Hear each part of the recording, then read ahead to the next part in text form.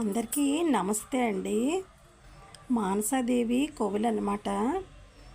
మానసాదేవి కోవిల, ఈ కోవిల ఎక్కడుందంటే విజయనగరంకి 50 నిమిషాలు 45-50 నిమిషాలు జర్నీలోని ఉందండి.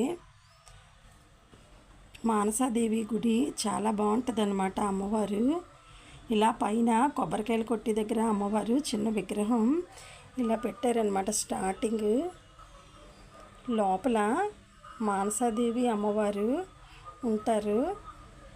అక్కడ పువ్వులు కూడా అమ్ముతారండి. అమ్మవారిది కుంకుమే పువ్వులో ఫిల్ చేసి ఆ పువ్వులు అమ్ముతారనమాట. ఒక్కొక్క పువ్వు 50 రూపాయలు.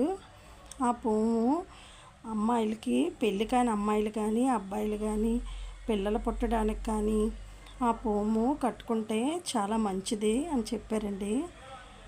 ఇలా గుడి చుట్టూ ప్రదక్షిణ అది చేయొచ్చు అమ్మవారు మానసాదేవికి. ఇలా గుడి అయితే చాలా బాగుంటుందండి. పిల్లలు పుట్టడానికి కానీ వివాహం లేట్ అవుతున్నప్పుడు కానీ ఈ అమ్మవారిని దర్శించుకుంటే చాలా మంచిదన్నమాట. నాగులకు సంబంధించిన దోషాలు నాగదోషం, కుజదోషం, కాలసర్పదోషం, ఇలా ఏవైనా దోషాలు నాగులకు సంబంధించిన దోషాలు ఏవున్నా సరే ఈ మానసాదేవిని దర్శించుకోవడం వల్ల ఆ దోషాలన్నీ పోతాయండి.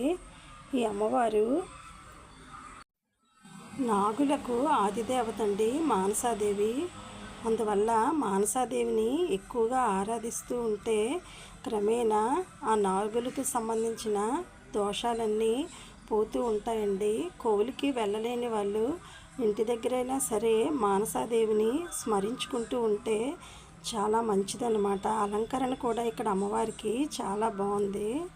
ఈ గుడి ఎక్కడుందంటే విజయనగరం దగ్గర చీపురుపల్లి గ్రామంలో ఉందండి.